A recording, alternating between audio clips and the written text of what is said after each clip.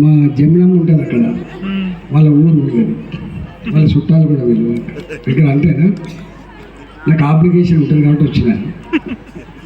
కొత్తగా స్కూల్ పెట్టి 5 ఏళ్ళు నడిచిన తర్వాత 5వ ఏట కొత్త స్కూల్ బిల్డింగ్ కట్టినప్పుడు మొట్టమొదటి మంత్రి అయిన వెంటనే వచ్చి ఈ స్కూల్ భవనాన్ని ఇనాగ్రేట్ చేసిపోయినాం.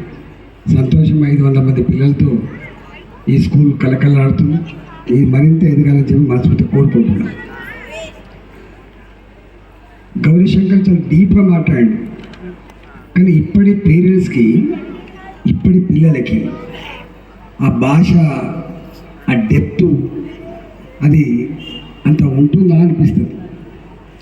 ఎందుకంటే మనం రావినారాయణ గురించి మాట్లాడుకున్నాం, పుచ్చలపల్లి సుందరయ్య గురించి మాట్లాడుకున్నాం, సుభాష్ చంద్రబోస్ గురించి మాట్లాడుకున్నాం, ఒక గాంధీ గారి గురించి